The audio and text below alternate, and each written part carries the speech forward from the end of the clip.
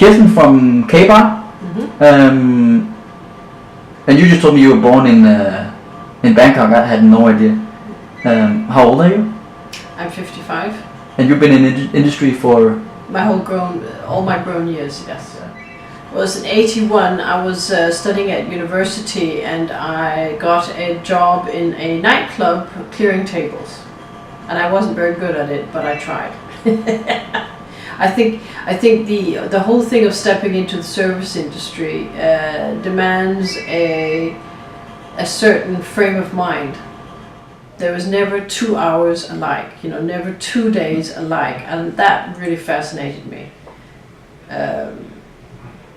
And also that you could start your job, and when you closed the bar, you were really finished with something. You're rewarded immediately or punished immediately for what you've done or not done. I think that whole aspect fascinates me a lot in the business. And then I was offered a full-time job, and then it just exploded from there. But of course, bartending at that time was also very, very different. I mean, we did, when I started in the business, it was very much the male behind the bar and the female on the floor. And that didn't change for years. The whole cocktail scene was very different at that time. It's certainly never been as complex and nerdy as it is now. What was the scene like when you first started out, when you opened K-Bar? Well, everyone thought I was a total loony bin. First of all, what are you doing in this address here? Everyone thought it was off the beaten track. Well, then when everything started happening here, my first card, it had a lot of martinis on it, and also the whole look of the bar with the low counter, where I got that idea from Japan. I had a whole idea of how I wanted K-Bar to look and how it was going to work. So, and I think a lot of people thought that was very crazy.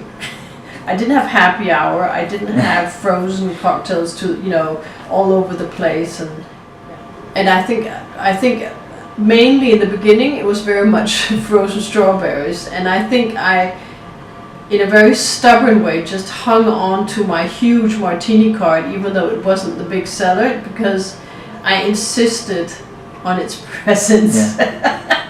And then slowly people started to open their eyes to these more classic drinks. What do you think happened? What was the big change? Well, I just think it's the times, and it wasn't just me. I mean, we had in town, there was a lot of, I'd say, very experimental and modern restaurants happening. Things were happening very, very quickly, and the fashion, everything was changing very quickly, and I just think it's all connected.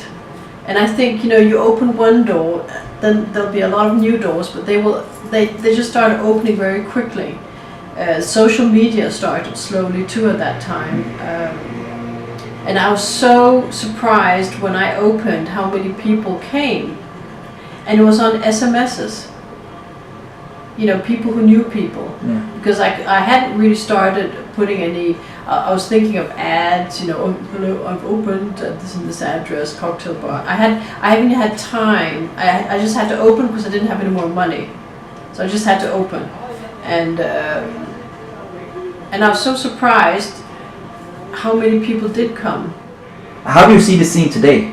What we have today? Well, there's cocktail bars everywhere today. I'm amazed at how many cocktail bars are opening. I've even just lost touch. But it's interesting. I think it's interesting. I don't think a lot is happening now that hasn't been there and that we don't know about. I mean, there'll always be the technical phenomenon, but I think there's a lot of showcase which wasn't there before. Like the Artesian in London, where there's a huge show element in serving the cocktail. I think that's fun. I think that's great. What's interesting is that so many people are so nerdy and so fanatic about this business now, and it's good to see.